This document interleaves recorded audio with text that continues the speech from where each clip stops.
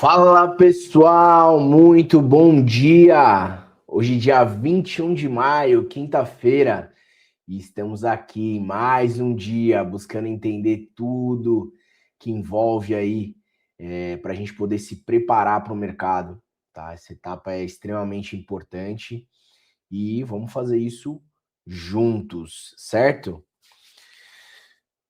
Bom, alguns comentários aqui introdutórios, né? Falando um pouquinho sobre o dia de ontem, só alguns highlights.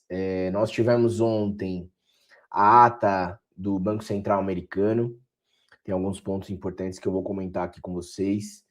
Nós tivemos o dado mais importante da semana, que é o balanço da Nvidia, e já vou dizer de primeira mão que o balanço veio muito bom. E apesar disso, a gente teve um reflexo num primeiro momento negativo para a Nvidia no aftermarket, né? E hoje a gente ainda está tendo um reflexo mediano, muito dentro da estabilidade. E aí eu quero explorar um pouquinho mais esses pontos com vocês, né? Do porquê que a gente está tendo esse reflexo não tão significativo, né? Porque pelo tamanho do balanço era para a gente estar vendo um reflexo maior. E aí eu quero explorar alguns pontos aí para a gente tentar entender o que pode estar por trás disso. Enfim, a gente vai destrinchar todos esses pontos, tá? E aí, não tem ninguém comigo? Manda um bom dia aí, quem tá com a gente. Por favor, pessoal, não esqueçam, deem like aqui na live para a gente poder ser propagado, né? Para que mais pessoas recebam a indicação. Se você acha que esse panorama realmente é relevante, dá um like aí para ajudar a gente, o YouTube indicar para mais pessoas aí agora no período da manhã. Beleza? E quem tá aí com a gente, manda um bom dia. Quem mandou aí, ó? Edivaldo, muito bom dia, Edivaldo. Dejair, grande Dejair, muito bom dia, meu amigo. Um bom dia aí para todos que fazem parte aí do nosso panorama todos os dias, tá? Então, vou começar aqui, pessoal. Vou ler primeiro alguns pontos importantes que a gente teve em relação à ata e aí a gente vai fazendo vai pincelando alguns comentários, tá? Então, os dirigentes discutiram novas altas de juros, possibilidade, né, dessas altas, e parte do comitê defendeu retirar do comunicado qualquer sinalização favorável a cortes. O documento ainda destacou que a guerra no Oriente Médio passou a ser um dos principais valores de risco para a inflação e volatilidade global, especialmente diante do impacto do petróleo sobre cadeias produtivas e preços ao consumidor. Até aí, pessoal, acho que a grande novidade é eles pedirem, né, ou sinalizarem a necessidade de tirar qualquer ponto que desse a ideia de novos cortes de juros, porque a princípio não tem nada mostrando esse direcionamento para o mercado. Após a divulgação da ata, o mercado voltou a enxergar como majoritária a chance de manutenção dos juros americanos até dezembro. E aí, eu quero até fazer um exercício aqui com vocês. Eu não tinha feito isso até o momento, mas eu acabei de me lembrar e eu quero fazer isso com vocês. Deixa eu pegar aqui.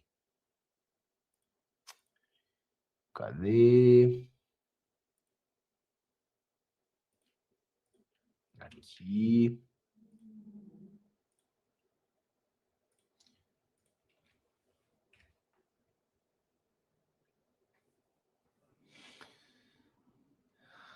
Vou acabar de ler e aí a gente vai dar uma olhadinha como que está a expectativa de juros aí para os próximos meses. Em condições normais, a combinação de Fed mais Rocksh, guerra prolongada e petróleo acima de $100 tenderia a pressionar as bolsas e techs. Ainda assim, Wall Street sustentou o rally, apoiada pela forte queda do petróleo, enquanto esperava o balanço da Nvidia. Hoje, no entanto, sem muito para festejar, Nova York pode se voltar para o Fed e, de novo, para a guerra sem fim.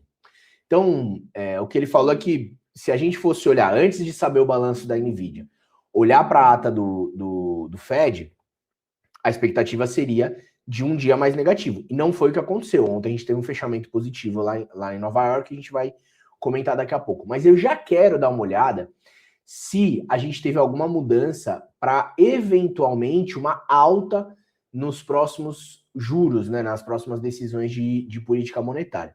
Então, para junho, manter 98%. Para julho, também manter 88%, mas olha que interessante, a gente já começa a ver um aumento na possibilidade de aumento de taxa de juros aqui, ó, 10,6%, precifica que poderia ter um aumento. Para setembro, 25% de possibilidade de ter um aumento. Para outubro, 32% de possibilidade de ter um aumento. E para dezembro, 40,6% de possibilidade de ter um aumento. Olha que interessante, pessoal. O mercado, ele já precifica que para janeiro de 27 existe uma probabilidade maior de ter um aumento de 0,25 na taxa de juros do mercado americano do que a manutenção. Esquece corte. Não tem ninguém mais falando de corte.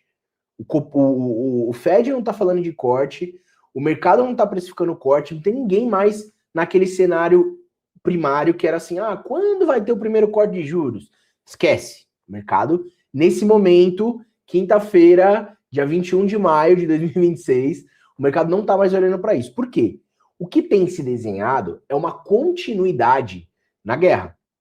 De outro formato, mas que vai ainda impactar na transição, ou melhor, na passagem dos navios no Estreito de Hormuz. E aí, esse é o principal fator que gera uma inflação no mundo, né? Porque faz um aumento do petróleo e aí faz todo aquele desenrolar na cadeia de produtividade e nos preços dos produtos.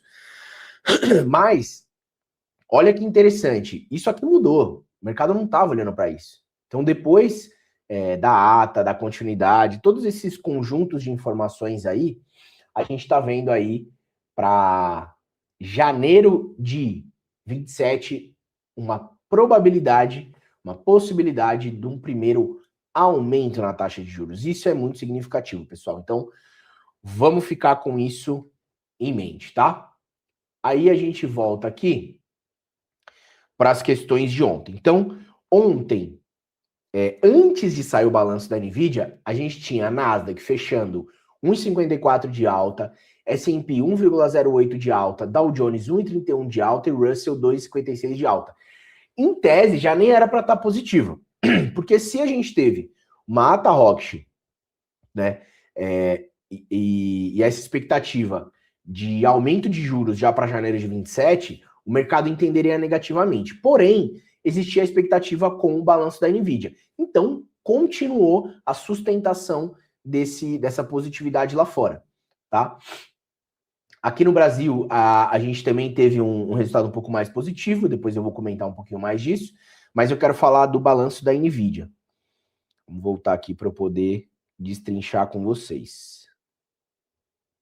Ó, a companhia projetou uma receita de cerca de 91 bilhões para o trimestre encerrado de julho, acima do consenso médio dos analistas, mas abaixo das estimativas mais otimistas, que já chegaram perto de 96 bi. Então, quer dizer, a companhia projetou uma receita de 91 bi, que era acima do que a média das casas estavam projetando. Mas, como as casas mais loucas estavam projetando 96 bi, veio abaixo desses 96 bi. Vamos lá. A ação chegou a cair 2,5% no After Hours, em mais um sinal de que o mercado ficou mais exigente com o setor de inteligência artificial. Fechou em 1,26%. A empresa também anunciou recompra de 80 bi em ações e elevou o dividendo trimestral para 25 centavos por papel, numa tentativa de reforçar a remuneração ao investidor em meio ao amadurecimento do ciclo de inteligência artificial. Apesar da decepção, os números seguem impressionantes. A receita da NVIDIA avançou 85% no trimestre. Que empresa que vocês conhecem que aumenta num trimestre 85% sua receita. E ela aumentou para 81,6 bi, acima das projeções, ou seja, o mercado estava projetando menos, ela foi acima das projeções, enquanto a divisão de data centers, principal motor do grupo, faturou 75,2 bilhões de dólares.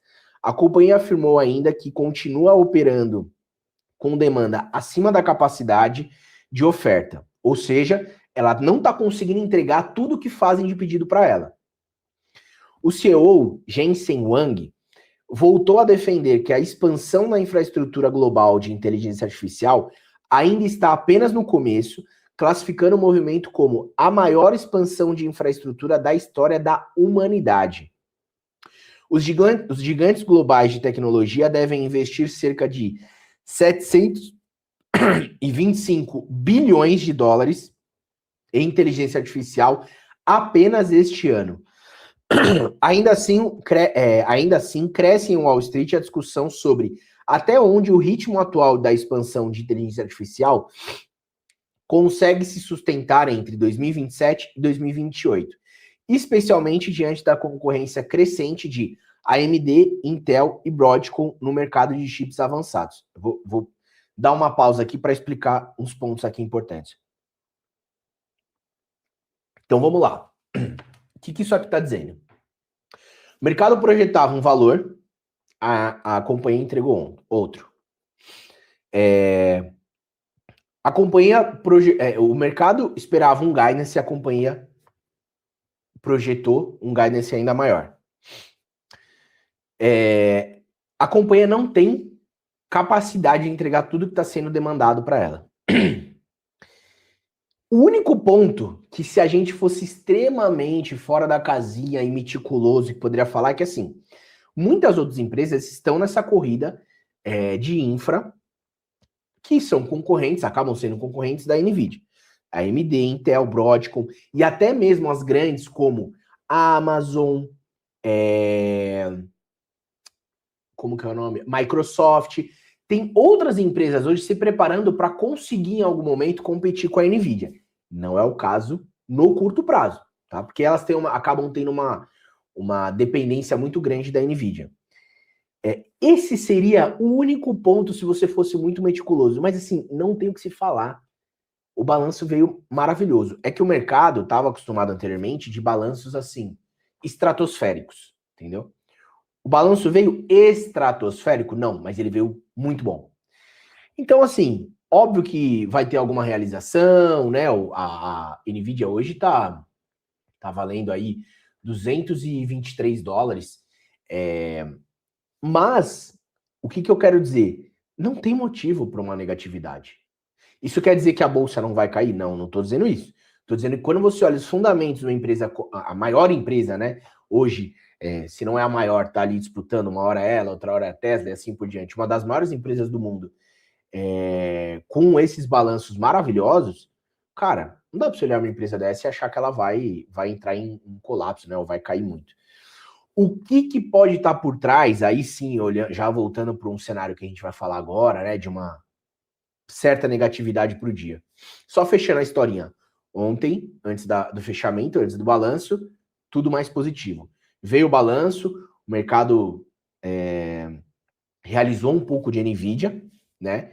Mas o que está por trás disso? NVIDIA não é o problema.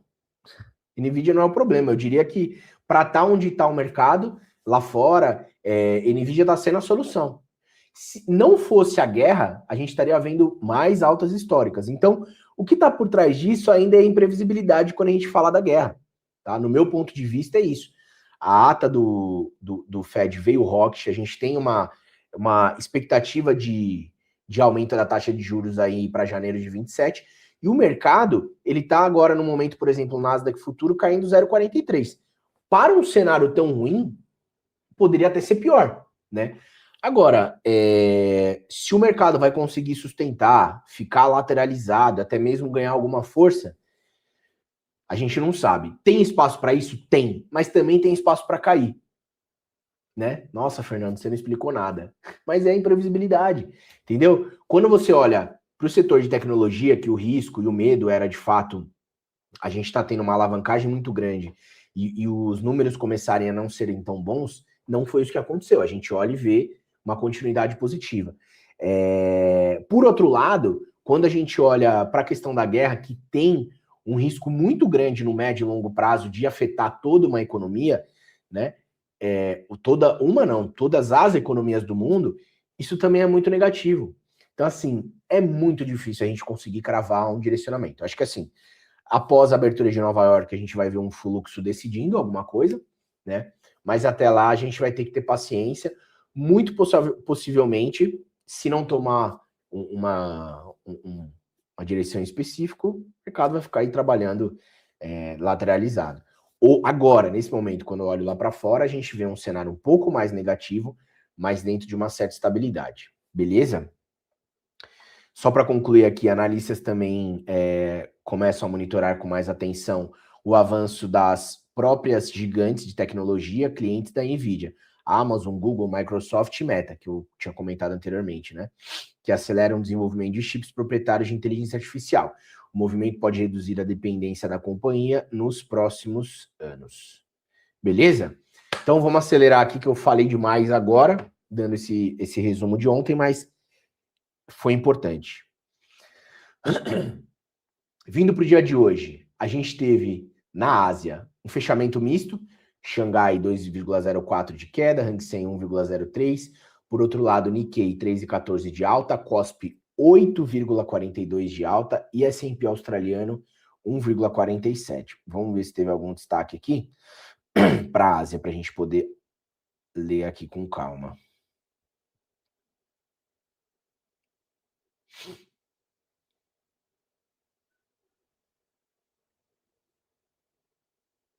E só um outro ponto que eu acabei não comentando, aí sim sobre a guerra, né?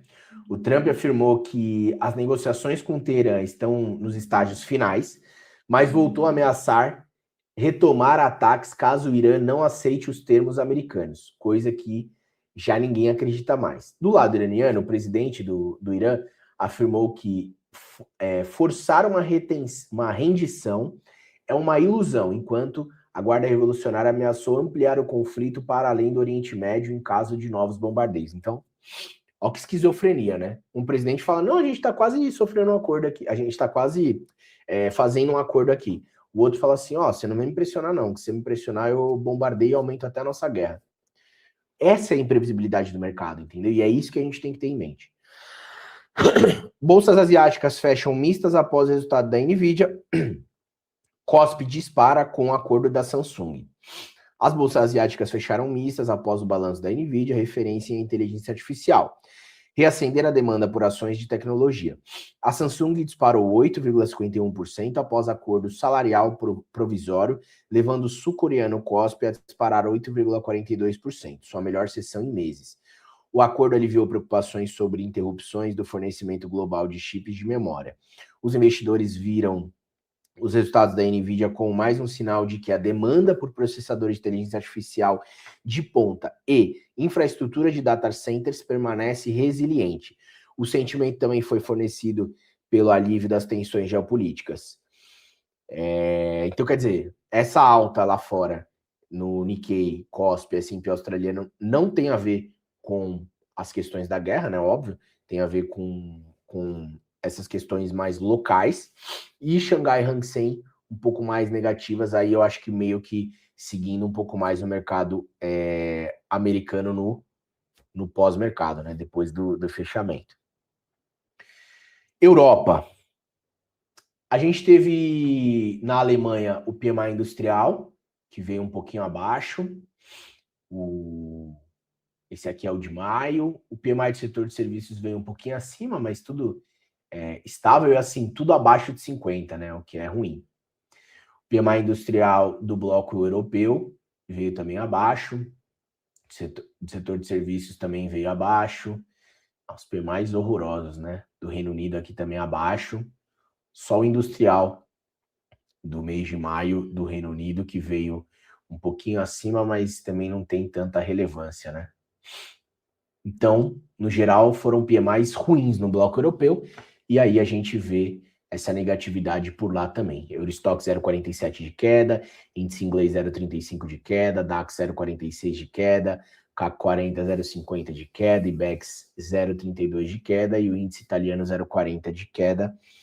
Vamos dar uma lida aqui sobre a Europa.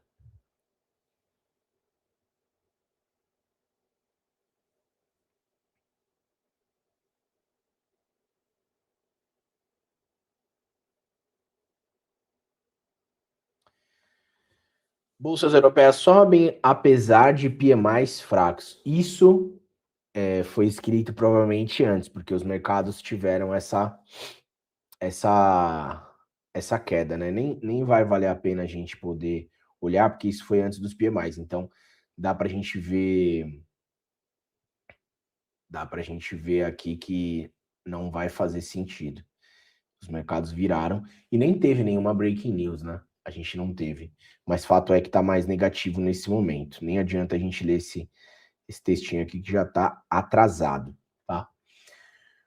O futuro das ações americanas a gente vê misto. Então a gente tem de um lado a Nvidia 0,12, mas já teve negativo, já teve mais positivo. Vai ficar uma volatilidade grande. Microsoft caindo 0,66, Apple caindo 0,32, Google caindo 0,16, na outra ponta Tesla subindo 1,05. Tudo dentro de uma certa estabilidade, né? Não tem um direcionamento claro. Já os futuros das bolsas americanas estão mais negativos. Nasdaq 0,42 de queda, S&P 0,25, Dow Jones 0,14 e Russell 0,45 de queda. O dólar, nesse momento, estável, mas um pouco mais positivo dentro da cesta DX. Então, o DX 0,15 de alta, o dólar frente ao euro 0,17 de alta, frente ao yuan 0,14 de alta, frente à libra 0,06, frente ao dólar canadense 0,15, frente à coroa sueca 0,38 e frente ao franco suíço 0,17. Entre os emergentes, mesma coisa, até um pouquinho mais forte o dólar. Frente ao peso mexicano 0,24, até uma observação, o México teve uma leve diminuição no seu rate por uma daquelas agências lá, isso pode já causar algum fato um pouco mais negativo por lá, então a gente vê o dólar um pouco mais forte frente ao peso. Frente ao dólar australiano 0,39 de alta, frente à lira turca 0,06 de alta, frente à rupia indiana 0,16 de queda, frente ao iene chinês. Até confundi, não é o iene, é o yuan chinês 0,01.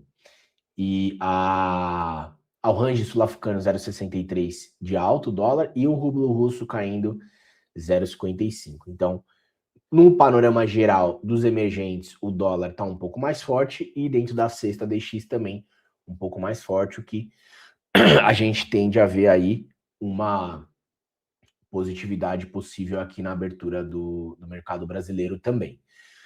Os treasuries de 2 anos, 1,54 de alta, de 10, 0,87, de 30, 0,41, também corroborando com um cenário mais negativo para as bolsas, tá? Petróleo subindo, o WTI 2,41 e o Brent 1,86. Vamos ler aqui rapidinho as questões do petróleo. Petróleo volta a subir acima dos 2%, com estoques e guerra ditando vai e vem. Após queda brusca de 6% na sessão anterior, os preços do petróleo voltam a subir nessa quinta-feira com alta acima de 2%. Os valores em torno de 107 dólares. Perspectiva sobre o fim do conflito Estados Unidos-Irã alimentaram o recuo de ontem e agora o mercado se posiciona para a próxima fase de negociações com a queda de estoques acima do esperado, mesmo em um acordo de paz. Investidores avaliam uma possível demora na normalização do abastecimento, o que alimenta a volatilidade. As preocupações com a guerra que estão fazendo essa negatividade um pouco mais forte, tá? Como eu já havia dito anteriormente. O ouro nesse momento caindo 0,99, né, 1%, e o minério fechou negativo 1,07.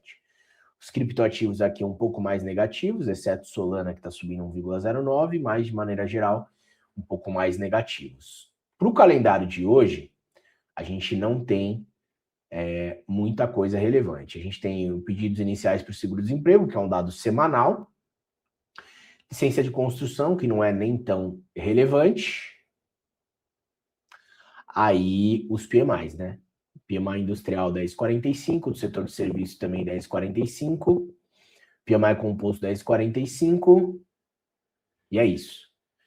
O mais importante de fato são os PMIs que vão sair às 10h45, então vamos ficar atento. Isso aqui realmente pode trazer algum reflexo para o mercado. No momento, o VIX está subindo 1,26, corroborando com um cenário mais negativo para as bolsas, e a gente precisa aguardar. Precisa aguardar ver se o mercado de fato vai entrar numa negatividade maior.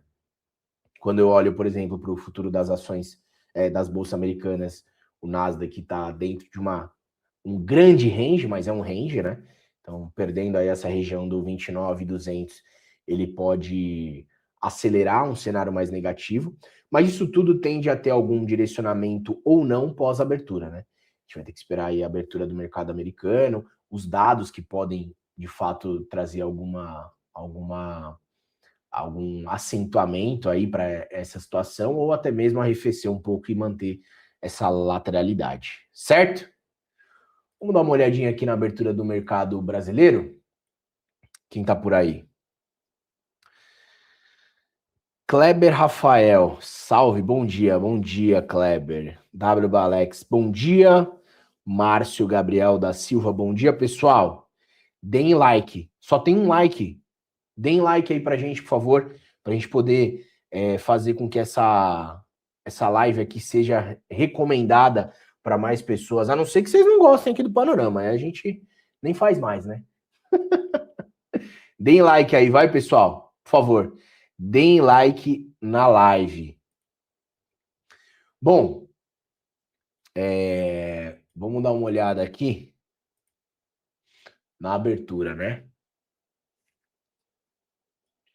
Ainda em leilão. Dólar querendo abrir com um gap de alta, já buscando está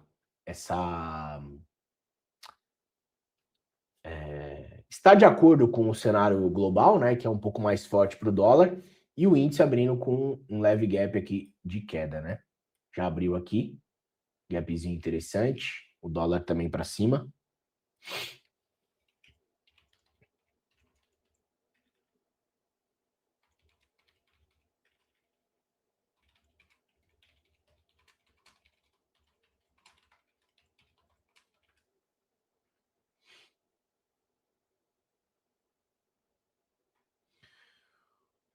Like dado, bom dia. Será que esse meu... Deixa eu ver aqui, vamos atualizar. Show de bola.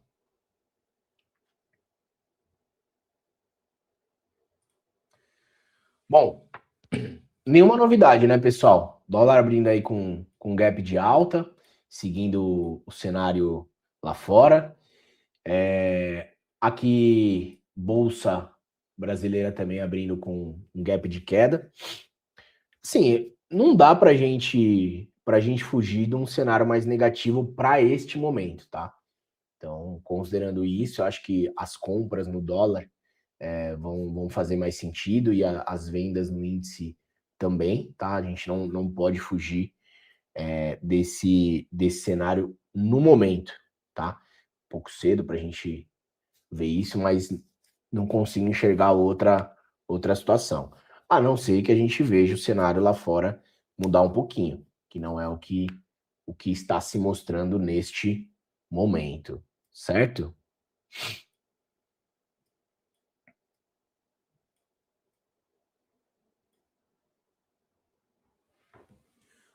Os juros aqui no Brasil abriram também mais forte, né? O DI 27, 0,21 de alta, o 29, 0,50 de alta, o 31, 0,43 de alta e o 33, 0,49 de alta também.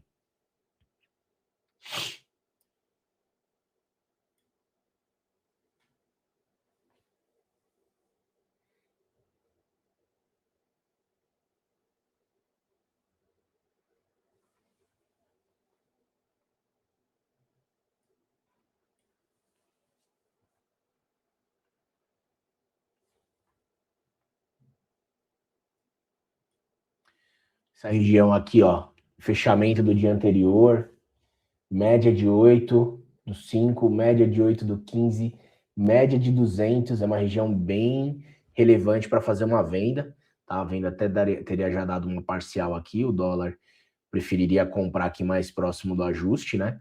Mas aqui a gente já poderia estar até com uma parcial na mão, tá, pessoal? Bem interessante aqui essa movimentação do índice. E olha como ele respeita, né? O segredo, né, para minha visão de mercado, é a gente também sempre estar atento ao direcionamento, né, do macro, né? Até para a gente saber se não tem que olhar muito para ele. No dia, o mercado, olha lá, ó, facilmente aí já dando essa vendinha. Mercado mais negativo, não tem como a gente fugir, né?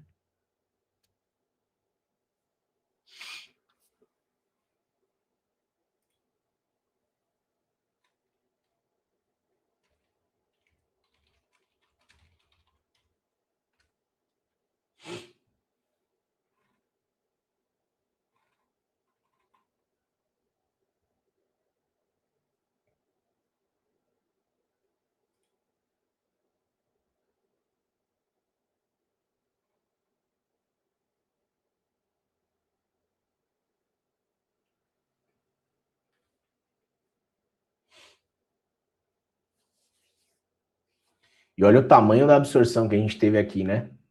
Exatamente no fechamento do dia anterior.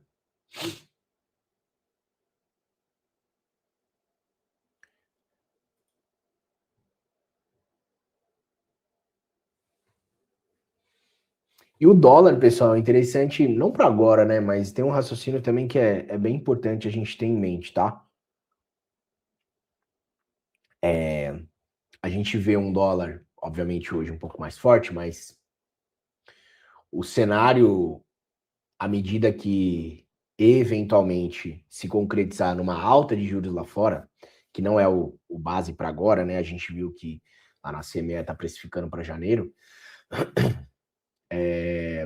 O que a gente estava vendo de queda para o dólar por causa do carry trade, apesar de continuar sendo mais ser maior, né, do que de fato nos Estados Unidos, pode já começar a colocar em xeque isso, né?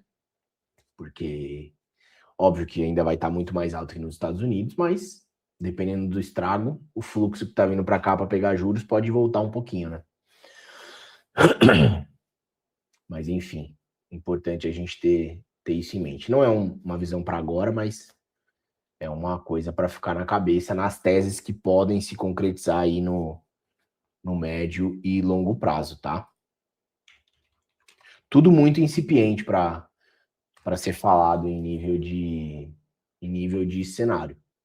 O fato é, a gente que opera day trade, dia hoje mais negativo, se confirmando aqui no Brasil também.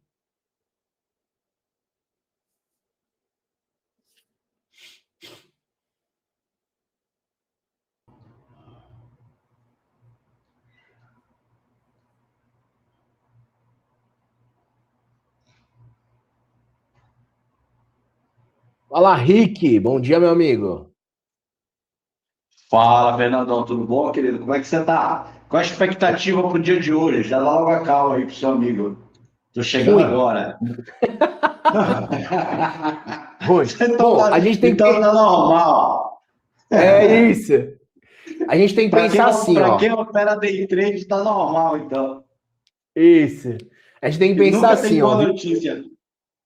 Vivemos em um mundo em que o Donald Trump é presidente da maior economia do mundo. Pois é, Então, quer cara. dizer, depende, a gente tem que ver primeiro como que ele vai acordar. Vai que ele acorda mal-humorado, vai que ele acorda Ah, bem-humorado, às né? vezes eu acho que ele Mas nem assim, dorme. é.